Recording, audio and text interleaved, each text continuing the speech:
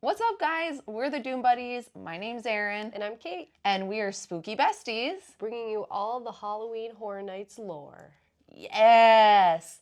Now, when I tell you that I'm excited for this episode, this might be my favorite episode we've ever done. Yeah. Well, it's going to be a 2-part series because... I feel like it could even be more than 2 It could probably be more. Like, if we really want to get in depth, which we do. We do.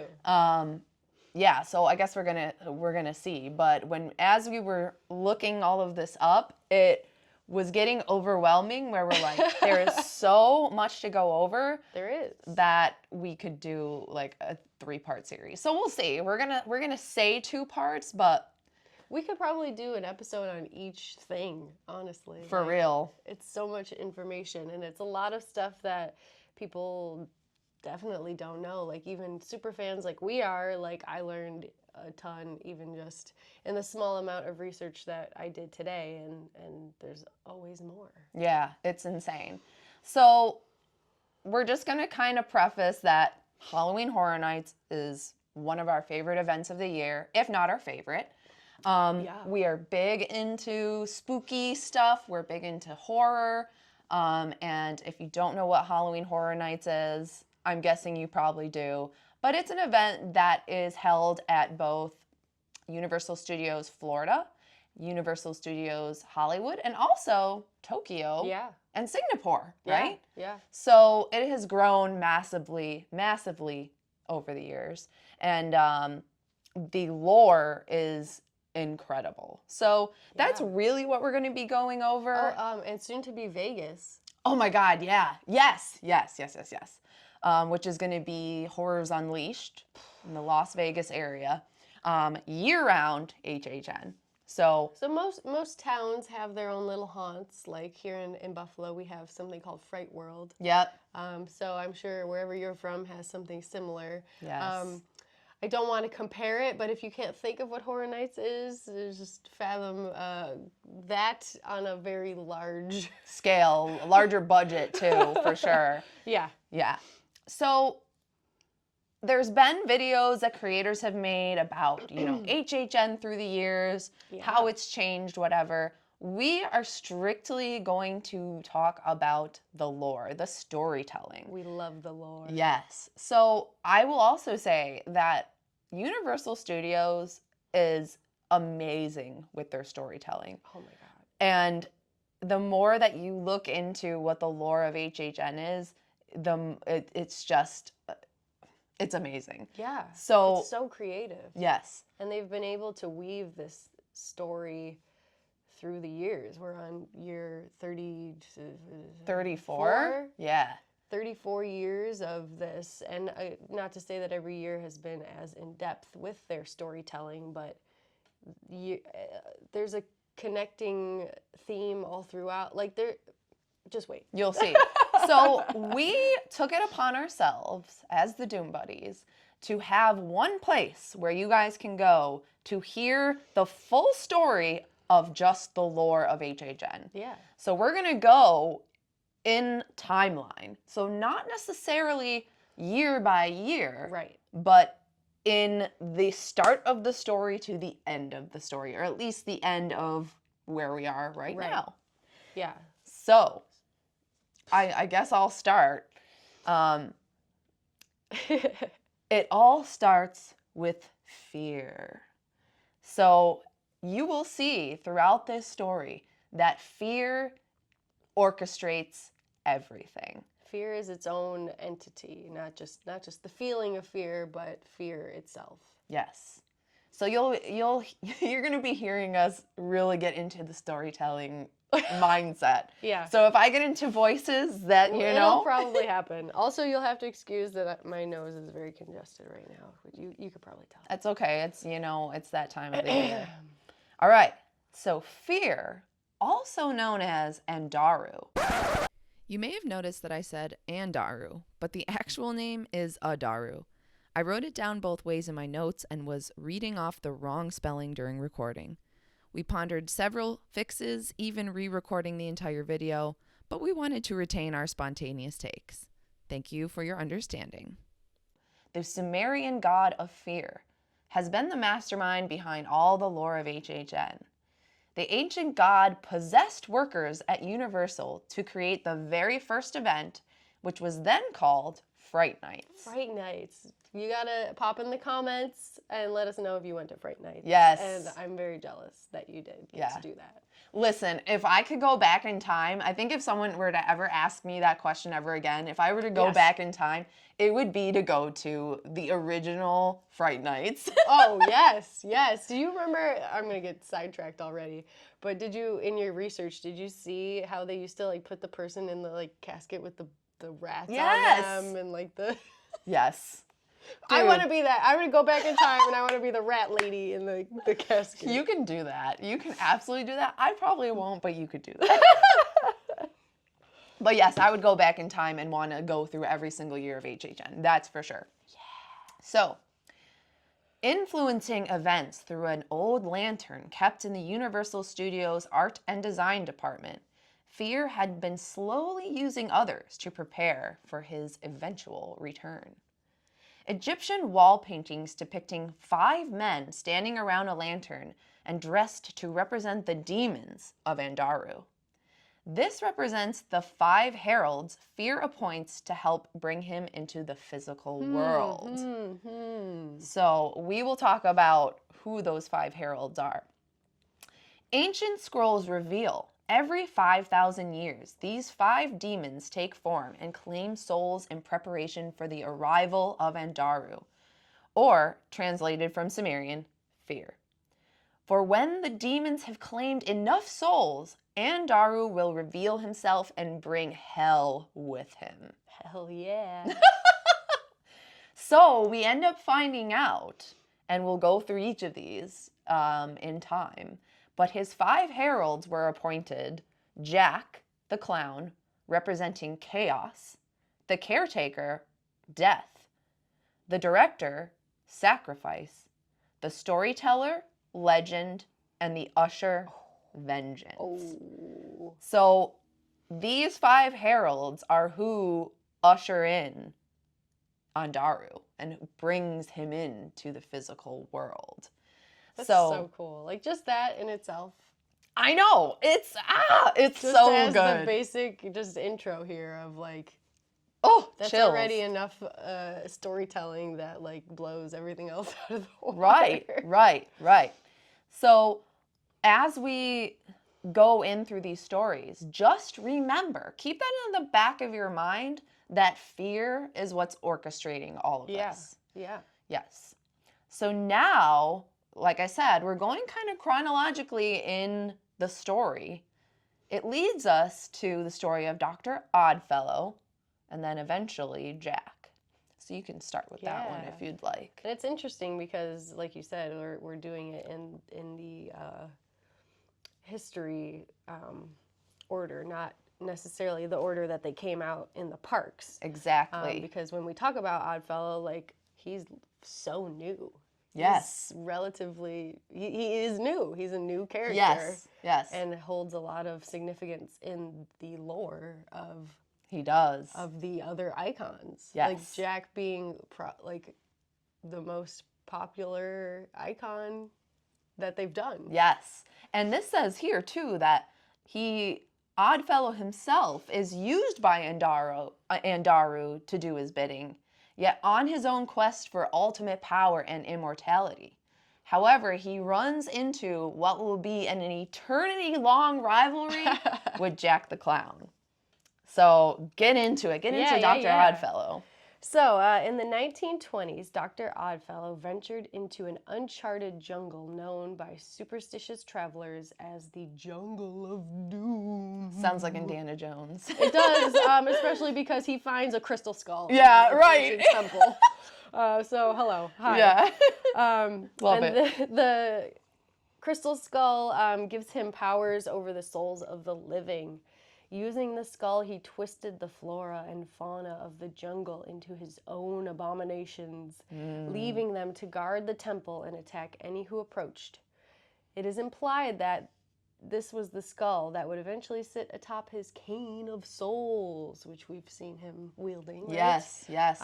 Which is one of his main sources of power. So cool. That's so cool. And honestly, too, like, it makes having us gone that year to see him Yes. even all the more and special. the fact that there was that scare zone of Yes. the jungle, and like he Oh my had the God. skull, and it was like a young Oddfellow. It was so cool. Oh. All right. Okay, keep going. All right, so moving ahead to 1939 during the Dust Bowl, Dr. Oddfellow set up his carnival in a small, rural Midwest town. He mutilated and killed people, including his performers, as sacrifice and tribute to the Zodiac patron entities. As we know, the Zodiac played a big role in his whole thing. The Dark Zodiac. Yes. Pleased by his blood ritual, the Zodiac's deities granted him his long-sought immortality and the power of the Zodiac itself as rewards. Damn. He knew what he was doing. He did good work. Yeah, he did. He knew what he was doing. He was out for power, and he got it. Yes. So now we introduced Jack, which Ooh. I would venture to say might be the fan favorite icon of all. Oh, yeah. He's mine, definitely. But Oddfellow's getting up there for me because his lore is pretty cool. It is good. It's pretty cool. So I can finish, I could do Jack and you can get back into Oddfellow. So, born in Shady Brook Rest Home and Sanitarium, along with his brother Eddie! In the late 1800s, Jack was the star carnival performer who loved to entertain children with his practical pranks and pratfalls during his stint with Dr. Oddfellow's Carnival of Thrills. He had escaped a poor and highly abusive family years earlier to, quote, run away and join the circus, leaving behind his younger brother, Eddie. No, poor Yes. baby. So that's like a little bit of a rivalry as well because of him leaving. But I like how it also has it in quotes of running away to join the circus and that his family was poor and abusive. Like, is that really Yeah. what it was? Or did he kill him and run away? Like, I wouldn't put it past Jack. I wouldn't. You never know with him. So he was wanted for the abduction and disappearance of several small children throughout the southern United States. Yikes. Halloween in 1920, police were catching up to Jack. And in hopes to have Dr. Oddfellow conceal his crimes, he reveals to Dr. Oddfellow the bodies of 13 children hidden in the confines of 3 small trunks that were kept in his traveling coach. yikes, what is he keeping around for? I know, like trophies probably. He's demented. Yeah. He's demented. Angry that Jack's antics had led the police to his carnival of thrills, Uh-oh. Dr. Oddfellow had Jack murdered and conceals Jack's body in an old Jack-in-the-Box prop and hides both the box and his victims in the Carnival House of Horrors exhibit. Yikes. That's wild. Yes, but the House of Horrors, fun fact, Yeah. was a house that HHN did for many years. And it had some of our Universal monsters in it. Yay. So pretty cool that is in this. And then Jack had left a deep wound in Dr. Oddfellow's face, which had bled onto Jack's body. Dr. Oddfellow's blood, imbued with immortality and dark magic, would infuse itself into Jack, where he stayed in prison for many years. Dang. So, Yeah, you do see him with that scar. yes. And we'll see, he's burdened with that scar. Yeah. So what happened to Dr. Oddfellow? So, meanwhile, Dr. Oddfellow would travel to the Zodiac dimension to gain power over the deities and learn how to change forms. But, like we said, he would still always have that scar left by Jack, despite being able to change what he looked like. So, disguising himself as a werewolf in the massacre at a shipyard in the 40s, and he also disguised himself as a vampire to gain control over a rogue hive of vampires, ultimately unleashing them at a music festival in 1969. Vamp 69. Hello, is sounding familiar. Thereby absorbing the souls of the fallen with his cane to further gain power. Dang. Details regarding his whereabouts and activities remain mysterious outside of those few events. Wow. So that's like when we saw him appearing in those scare zones that same year. Like there was that little Easter egg of try to find the Dr. Oddfellow in each scare zone. You had to look for someone with the scar and those zodiac like marks on them. Which is so incredible. Like, Kate and I talk about this all the time, and we'll talk about this more probably at the end of this whole journey, just going through this lore with you guys. But the way that Universal took these stories and interwoven the themes of the scare zones and the houses, to us, is peak HHN. Oh, yeah. Like, that is what we want. Yes. We want the story, and we want the interweaving of the story into what we're seeing. So the fact that there's this lore that Dr. Oddfellow turned himself into a vampire or disguised himself and basically like got into this rogue hive and gained power over these vampires and set them loose in Vamp 69 in that music festival so that he could gain power is so cool. Like, that in itself is an insane backstory. And then the whole shipyard thing, which was also a scare zone, is where he took some of his oddities and hid them in crates and sent them there. And some of them were monsters. And when they escaped and killed the people working in the shipyard, he disguised as a werewolf and helped murder all of them. Yeah. So, everything is just gaining more of that power with his cane and through all he's just literally going through time and just fucking it up. He's fucking shit up, 100%. So that to us, like, again, just knowing that this was one of the years we went, like, is just, I don't know, so cool. And it's another thing that, again, I guess people wouldn't know. Like, a casual fan, somebody just there on a whim. People don't, like, read that much into it. Right. And they do have a lot of these stories you can listen to on their podcast on Spotify. In fact, they had a lot of this story in, especially with the Dr. Oddfellow stuff, they released a bunch of it on that podcast. Or, you know, leading up to the event. Leading up to the event, which, let's keep doing that. That was awesome. So then heading back to Jack's story, eventually Dr. Oddfellow sells the carnival along with various dark rides and props, which are all split off to various owners throughout the states, never to be thought of again. Until fall of 1980, when a BBC crew documenting the Great Dark Rides of America stumbled upon the House of Horrors as it sat abandoned in a Louisiana junkyard. The crew investigated the area, finding the old Jack-in-the-Box. Cranking the box with the eerie tune, they revealed Jack's decomposed body attached to the spring. Yikes. Yeah. But, like, what a death. Like, what a, like, cool thing to see. I don't know. That's really cool. Yeah, that's how I want to be in my funeral. Right, like, put me in just a open Jack-in-the-Box.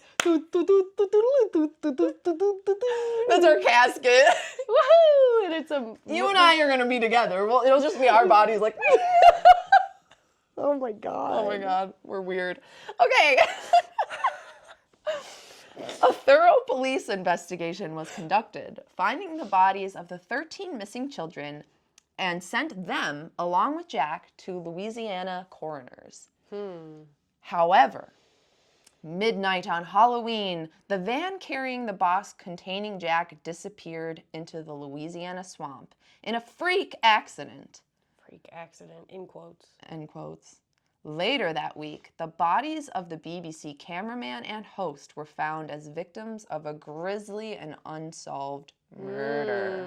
It's giving Michael Myers, like, being in the back of the coroner's van, and he's Yeah. in the body bag, and they're like, yeah, we're just transporting this body.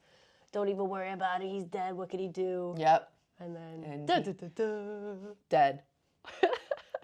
Jack and his toy box beckons to be released, and is out for vengeance on his former boss, Dr. Oddfellow. Ooh. And so we see Jack appear in 2000. Universal Studios bought the old props from the old House of Horrors, including the box that Jack was supposedly trapped in for so many years.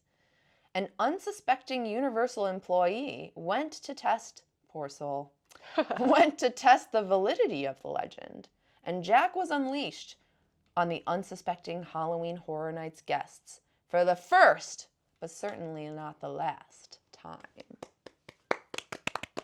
Yes. Yes. And aren't we so glad he was?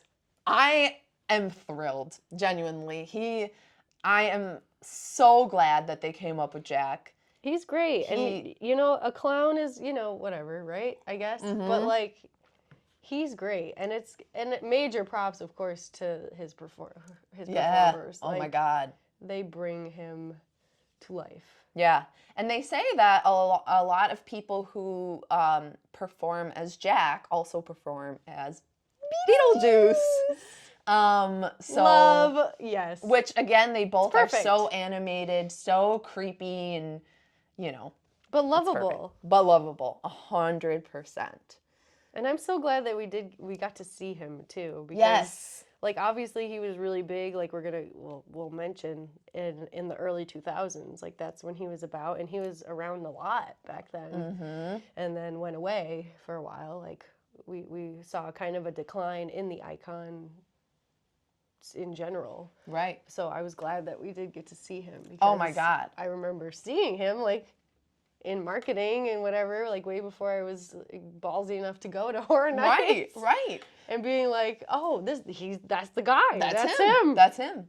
And honestly, that was my first ever year going, was 30 Years, 30 Fears, and with the icons, and that's what made me fall in love with it. Like, when Kate showed me, like, we barely even jumped into the lore before we went to Halloween Horror Nights, but Kate kind of got us invested, and when we went, I mean, that probably still is my favorite year, hands down. Like my favorite, Crypt TV was one of the scare zones, right? Yes. And that's one of my absolute favorites. It's so good. The Icon house, the Icon scare zone, like all of that. Like, to me, I love the lore. The lore is what gets me. For real. So, And yeah. clearly they've put a lot into it. Like, it's very vast and like we were talking about earlier, just before we were recording, like, I would love to see this. Obviously, we get to see it sort of played out in the houses and stuff, but it's kind of just little, like, snippets into it. Like, how cool would it be to get, like, a movie? Or, like, a series? Like, I'm about it. Can we have this, please? Do it right now. Do it right now. We'll be on the board. We'll be on the board for it. We always say I'm telling that. you, people would watch it. 100%. People would love it. Like, we need that creative, like, original We do. concept just in the world. Like, we need that. We need it. I wouldn't be able to get enough of it. So, Kate's going to talk about their hunka burn. Oh my God! Oh! Whoa! Just kidding. But also, so 2001 is where we see Jack brought back, but also Eddie Schmidt. Yep. What a fun name. We all know I love my Eddies that live in trailer parks. Yes.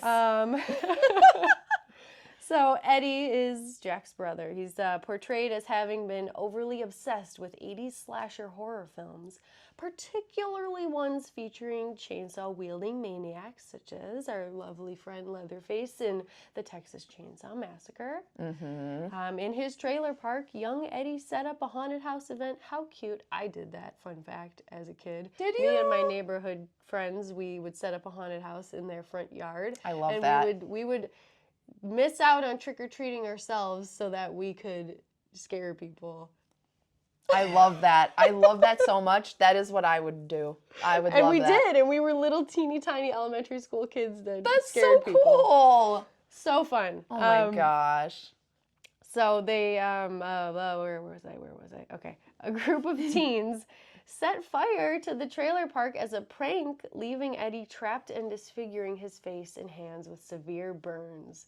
That don't stop Those me. damn kids. That don't stop me. He looked pretty good the last time we saw him. That's what we say about the Phantom of the Opera too. He's got his mask on, like Phantom, like They could get it.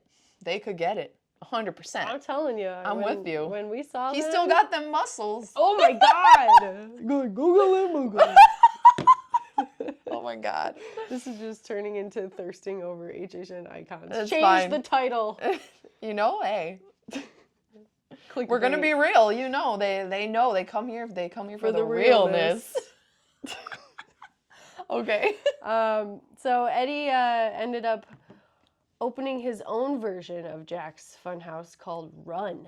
In it, visitors must escape from various torture devices and chainsaw wielders like himself without losing their minds. That'd be hard. My mind's already lost, so good luck, Eddie. Good luck, Eddie. He later reopened the Run House as a torture/murder for hire business catered to rich clientele. That's giving hostile vibes. It is. Yep, it is like that. Who would ultimately meet the same fate, that's good to know that they also got to die Yeah. as well. So the were houses. Yes. And then Kate will kind of go over. Yeah, so a lot of this was scrapped, unfortunately, due to the events of 9/11. And they kind of focused more on Jack's return than Eddie kind of just swept that one under the rug for a little bit. And we're like, maybe not the right climate for that. Yeah, and they said that Run House was supposed to be their most violent and like graphic one that they've ever done. So, and they tamed it way the fuck down. So, which, I mean, probably was the right play. Like, They probably just didn't want to get bad press, Yeah. People calling them insensitive or Yeah. like read the room sort of thing. But Yeah. I don't know. I mean, horror fans, like, I don't know. It's hard to say if that, like, really was necessary or not, but I do understand why they did it. Yeah, I would have loved to have seen it, though. They should bring it back. Yeah, they should have the let's Run go. House and make it full bore. Yeah, I would love it. Yeah, I mean, To me, the real world is scarier than, like, going into a haunted house. Like, ain't that the truth? Holy shit. there's nothing scarier. Okay, HHN house pitch for this year. Just walls lined with TVs and the news is on. We have major breaking news. We have major breaking news. We have major breaking news. I can't handle it. Turn it off. My eyes are bleeding. No, I seriously, I wake up every day like in terror anyway. Yeah. So. But that is sad that Eddie didn't really get his moment. Yeah. Like they were ramping it up to be really cool, and I remember seeing like in our research, I should say, because I didn't go, but like the video footage of him and all the like promo stuff that had him on it, and how they were really like trying to make him like the next big thing, and it kind of just. Well, luckily there's many years to come, hopefully, and they can use like his story. Well, they did. They brought him for the year we went. Yeah, when for they the had year. his scare zone. That was such a good scare zone. Right. And him and Jack. Him and Jack had their own little like moment where they would be on stage together and like. Incredible. Yeah. We'll talk about it. Okay. So, 2022. Dr. Albert Kane, the caretaker, who, again, as a reminder, is one of the 5 heralds. So he was once a well-respected surgeon. Dr. Albert Kane became the caretaker of Shady Oaks Cemetery in Willamette Valley. Kane later converted the Victorian-style mansion he and his family lived in into a mortuary and funeral parlor. Kane was obsessed with the inner workings of the body. as well as the philosophical, where he wished to see how much the human mind could endure before succumbing to madness and death. A lot. A lot. Kane and his extended family / crazed assistants would rob graves to facilitate Kane's diabolical surgeries and experiments. Like, this dude, like, did castrations to people without anesthesia. So. Hell yeah. He could get it too. Kane Wait. I want the Bachelorette, but it's me, and I get to pick the icons. And but then I would just give everyone, you get a rose, and you get a rose. No, you'd end up with Eddie. That's plain and simple. But I love them all. I know, they're good. They're good. So Kane would also go into nearby towns, inviting the homeless back to his mansion / funeral home for his brutal and horrific surgeries. The police launched a massive investigation, Chief Brockett giving the order to place all individuals at the crime scene under house arrest. Oh. Instead of resisting, Kane gladly cooperated with the sickened authorities and even seemed eager to show the results of his, quote, research.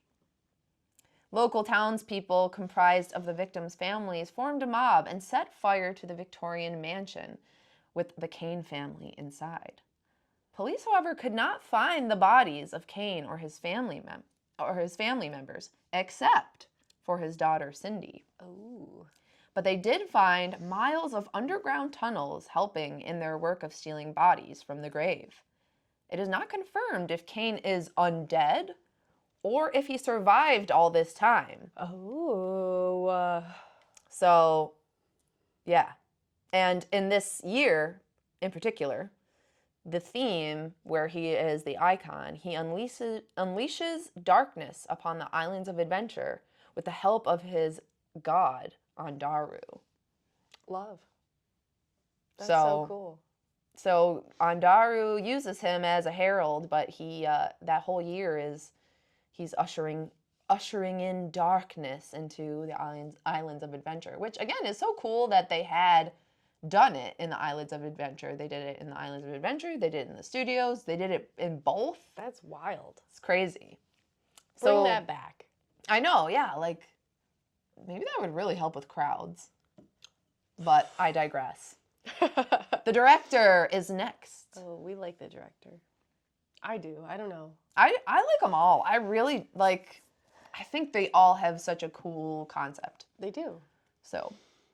Okay, well, this guy, he's got a few different names he goes by here. Yep, they rename him a little bit. Yeah, so we'll start here with, so you got Paulo / Pavel / Billy. Just, why not? Was born in Eastern Europe. Aspiring to be a filmmaker, he initially started out as a snuff film director, capturing actual human suffering, torture, and death on his movie camera. Interesting. His first project was a controversial feature known as The Widow's Eye. The film shocked so many of his country population. I think you were right. That he was forced out. So he went to America. Yes, and we humbly accepted Come him. on in. Let's go. What you got? Oh my God. All right, so Paulo was hired by Universal Orlando. He ended up there, of all places, to film his newest horror film at Islands of Adventure. Nice. Here he turned each area of the park into a living horror movie as part of his dream project. Very artistic of him. I like that. He had a plan. The director was bound by magic to the Sumerian demon known as Fear. We've been talking about this. You know him. And he was dubbed the representation of sacrifice due to his willingness to sacrifice anything and everything in the name of film. Wow. Yeah, that's really, really cool. Like, I think it's interesting because horror is captured by film. Yeah. And well, it's the origin of Universal Studios is horror films. Right. And they have a horror director Right. become this icon. Like, that's so cool. It's perfect. It's perfect. So we will see more of him in later years as well, but he is the main icon of 2003. 2003. Wow. What a 2003. time. All right. I think you should also do the storyteller. Okay. So flash forward to a couple years here. This is HHN 2005. Mm-hmm. We get two, technically, Yeah. new icons. For the ladies out here, All the single ladies. All the single ladies. we get the storyteller and the Terra Queen. Nice. Queen. All right, so the storyteller, aka Elizabeth Strict, or Elsa Strict, if you would like to call her that. I like Elsa. I like Elsa. As a little girl, she was visited by a winged creature that wanted to skin her alive. Interesting. In retaliation, she ate the monster. Yes, that is so badass. Like, I'm just picturing a little girl and, like, a big bat, Big winged creature, yeah. like an imp or something. Yeah. Like being like, I'm gonna eat you. And then like, she goes, no. She's like, fuck you, bet I'm gonna eat you. Like, what did she do? How did she eat it? Did she like How did eat she it in kill one it? bite? Did she like have to fight it and then She had to, cut like, it cut up? the- Did she cook it? I don't know, but she ate it. She That's ate what it says I right ate here. It right the fuck up. Dude, props to Elsa. Hell yeah. She didn't just like face her fears. She ate them. She ate. She ate. Elsa ate. But this backstory is so wild to me. But I guess it makes sense though because she's the storyteller. It's like a just a story. Like Yeah. you don't really know the details here or there. That's just what it is. That's the story. That's It's the kind of legend. like a fucking, like any sort of lore story. Like a fairy tale. Like a or fairy exactly. You just accept it for what it is. You're Right. like, yeah, this creature came to her, wanted to skin her. She said no. She ate it, and she inherited its darkness in eating it. And then she proceeded to rip all of the stuffing out of one of her dolls. You know, you do that when you're feeling some type of way. Yep. And then murdered her mother with a hammer. Wow. That's a lot for a little girl. That's a lot for a little girl. I mean, this could be left up to interpretation. Like, did she eat the monster and the monster became her? So that she killed her mom? Yeah, I mean, if we... Because they say in cultures when you ingest something, you can become it. She... just skipping a little ahead in what I have here, of all the icons, the storyteller has the least developed backstory. That's kind of really all we have about her. Mm-hmm. There's a little, it gets expanded upon a little bit later on, but there is a mention somewhere here that she is like a demon. It's in the poem. Do you want to read the poem? The storyteller's poem? I sure will. Elsa has secrets. She keeps to herself. Others she shares and keeps on a shelf. The strangest of all is that of a queen in a land of blood, a world rarely seen, where the brew of a favor is bloodberry wine, a hideous liquid that seeps from the vine. She reads her stories to unwitting guests. Her methods of torture are often just tests. This you will learn as part of your screams. Elsa's a demon and not what she seems. So then I feel like that's it. I think that whatever winged creature came to her, it probably went inside her, possessed like her. She didn't exactly physically eat, like, but it absorbed it, basically. Yes, and became it Yeah. and killed her mother. Yeah, and that's really cool. See, guys? So cool. So she is also one of Fear's minions, and she's the legend one. Obviously, that makes sense. That makes sense.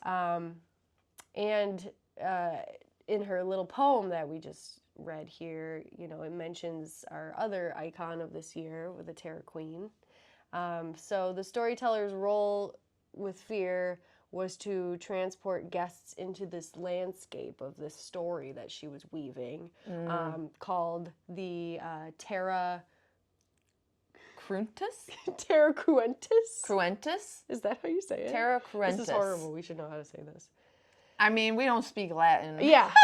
So the storyteller Elsa's coming up with the story of this place, and it's a real place, and this is the land that is ruled over by the Terra Queen, and she stalks the land on her monstrous motorcycle. Bro! Which is now, rad as fuck. I want you guys to pause this right now. Look it up. And you need to Google the Terra Queen's motorcycle. Oh my god. It is so badass. Like, she is Iconic.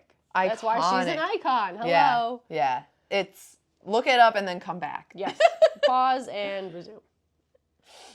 Wow. So the Terror Queen, badass motorcycle, giving out commands to her black guards and other followers who would oversee the execution of her victims to refill blood vats. Nice. This blood was used to create a ceremonial dagger called the Terra Throne Blade, and it was used on the nightly sacrificial ceremonies. Everyone in Terra Cruentus was forced to worship her and follow her every command. Oh, that's so nice. Me?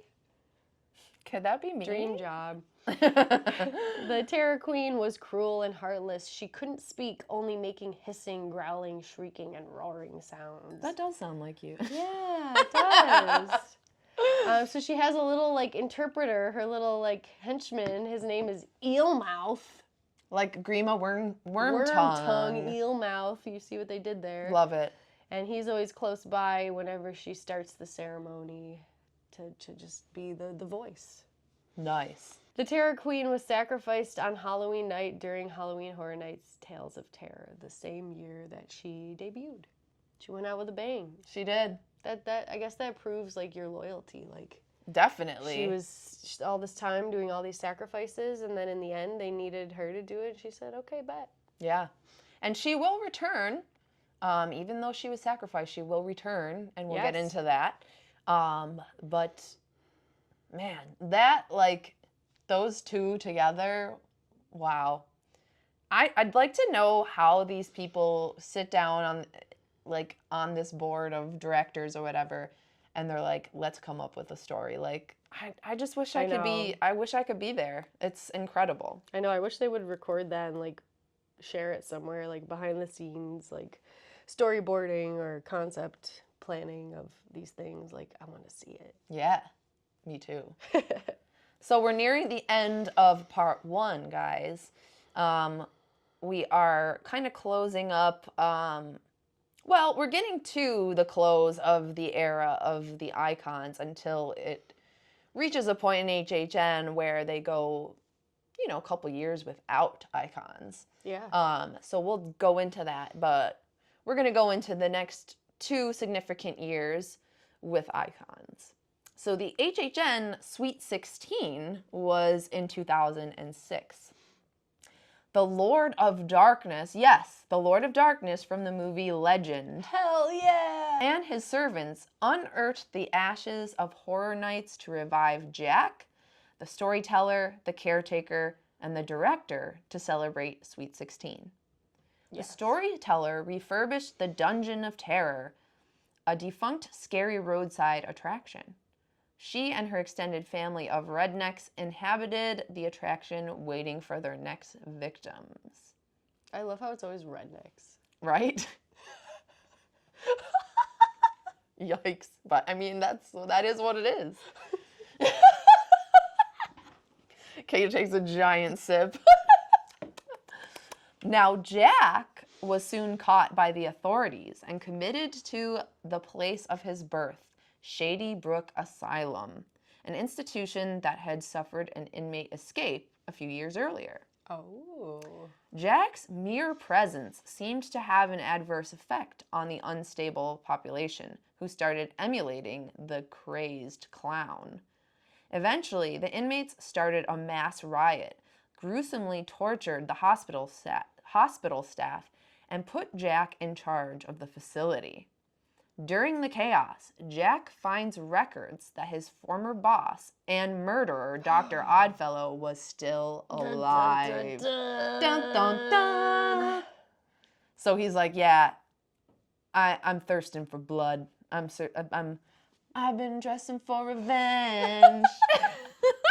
For real though. I'd I'd be pissed too. 100%.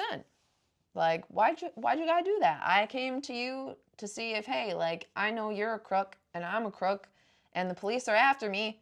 Try to hide me, bro. And he's like, nah, I'm killing you.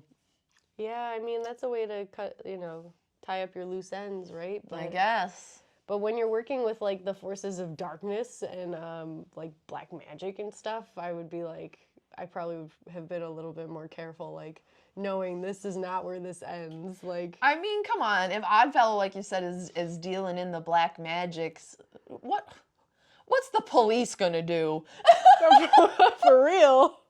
That's the sound of the police. Okay, and then lastly, Albert Kane, who is also basically resurrected for this year in 2006, he himself would perform a dark ritual that would bring his dead daughter, Cindy, back to life with the help of his, quote, society. Okay, and then last but not least for the episode, The Carnival of Carnage, 2007. Do you want me to do this one or you?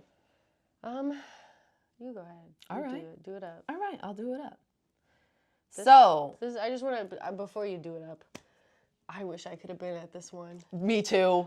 Man. This one will probably, again, time machine. If I could pick one to go back to, it's this one. Me too, 100%. So, Carnival of Carnage, 2007. So, Jack had already found the records, learning that his former boss and murderer was alive. So, Jack kills Dr. Oddfellow, taking his cane with him, and sends his soul back to the depths of the Zodiac dimension for 16 years, severely weakened and unable to break free. So Jack was like, I'm taking your cane and I'm sending you back to those Zodiac fuckers. And you can stay there. That's what you get. You can stay and get your ass beat. You can stay and get your ass beat. So I want to see that, though. I want to see that as a movie. I want it to be like Freddy versus Jason. I want to see Dr. Oddfellow versus Jack. I wish we could have had that. It's coming. It's gotta be. Please tell me it's coming. It's gotta be happening. It's going to happen in the future, right? It's got to. They can't have this rivalry and not do it. Not have it come to a head like that. No, they will. 100%. 100%. So, Jack being victorious, he enacted plans for a carnival which would celebrate years of terror wrapped in a clownish package and enlist the Carnage Killers, which were Jason Voorhees, my man, Freddy Krueger, my man, and Leatherface to attract potential victims. Woo! And the centerpiece of depravity came full circle at the circus, where Jack, the ringmaster of chaos, called upon Chance and Tiny to enact a bizarre show of horrors.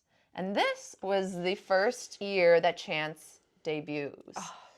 We love her too. Yeah, oh my gosh. She actually is, I want to cosplay her. Yes. And I'm trying to make Ben do Jack, and he said he would do it. We need a whole group. I know. Who would you be? I could be anybody. You could be Lady Luck, or you could be... I could be Bloody Mary. Oh, shit, yeah. Bloody Mary is coming up, guys, and she's got some crazy-ass lore. She has such good lore that I feel like is underappreciated. I agree, and that's why we wanted to do this in 2 to 3 parts, because we feel like that it deserves time. Yeah. I also could see myself doing, like, the usher, though. Yes. Or the caretaker. Or they can't. Wait a minute. Oh God. Yeah, yeah, oh yeah, God. yeah. No, but I think Kevin would be a good. He would be. caretaker. He would be. No, for sure. Definitely. I'm just a whole squad. Dude, can we? We gotta. A whole squad. Next horror con for sure. So that's all we have as far as the lore goes for this episode. We didn't want to overwhelm you guys with too much information because it is a lot. It's deep. But I kind of want to bring it back full circle where it's like fear is still inner working all of this. Jack pulling the strings. Yep. He's the orchestrator. Yep. Jack has finally gotten his revenge, but we all know that Oddfellow comes back. So, dun dun dun, how is the story going to unfold? We will tell you next time. So, anyways, our kind of final thoughts on this, as this episode comes to a close, is that this shit is so cool and so fun. It is. And I just want Universal to lean into this more. Yeah. I think, as we'll see and we'll talk about it in the next episode, because there is a period of time where the icons are not as prevalent, or not that they're not as important, but they're not around. And right. HHN kind of goes through a period of the IPs. And while we do like IPs, this stuff gets us way more jazzed up. Yeah. Like, this stuff is like a story, like you said, like we've said this whole time, that needs to be expounded upon, that needs to have a show. Like, it needs, like... Give me, like, a novel. Give me, like, a graphic novel. Give me a seriously podcast. Give me a series. Like, literally anything. I would consume that media. Stat. Seriously, if they do a podcast, call us. We'll do the voices. I don't care. Like, this is seriously, to me, what HHN is all about. I mean, we've heard the stories of Jason Voorhees and Freddy Krueger, and while those are beloved things, and while I'd love to go to a Jason house or a Freddy versus Jason house, you know, that's awesome. But the overarching themes and the story is what really gets me so invested in this. Yeah. You know, like, we love Halloween and we love the horror and creepy stuff. And storytelling is really the basis of why we love anything, even Disney. Yeah. Like, for us, it's the storytelling. It's the original concept. And they wove it into their own theme park, like having the director be someone coming to work for Universal. Right. Having these things, you know, possess Universal employees or whatever. Yes. Like, it makes it all make sense. It does. Ties it all together, and it's so satisfying as, like, somebody who, a lot of us in this community that love that stuff, like, we love the lore behind it. Right. We really do. And, you know, this has been going on for 34 years. So there's so much history and richness to all of this that makes it so valuable. And I guess in this episode, we really want people and our followers to understand, like, the importance of creativity. And how we wanted this to be a place where you guys could come and listen to this so that you could also get jazzed up about it and be like, wow, this is really what it should be all about. Right. Like, and you can now, like, if you don't know about these icons, and we're giving you kind of, like, brief summaries of who they are, and some have more information on them than others, but there's a lot of good, like, media, like, even just going on, like, YouTube and looking up, like, the old advertisements that introduced these characters for the first time. Like, oh my gosh. I remember them. I literally remember them, and, like, just that it wasn't a character that you knew. Like, it was just some weird old lady reading a story to some guy. Yeah. And you didn't really care that much about it, but you did, like, they were able to make you care about it, like, through their storytelling. Yes. Like, it's one thing to see, oh, come and see Jason at Halloween Horror Nights because you know who Jason is and you're like, hell yeah, let's go see Jason. But this is like, oh, come see Jack the Clown. You're like, Like, who's that Who badass is looking Jack the clown? Clown? Yeah. I want to know more about that guy. Right. And we live in a time where we don't see that stuff happening as often. And that's why this is so important, and this is why we wanted to talk about this specifically. Well, and all the stuff that we just went over in this only spanned a few years. Yep. If you look at it, it's like, boom, 1 year, this character. Boom, 1 year later, this character and all of their shit.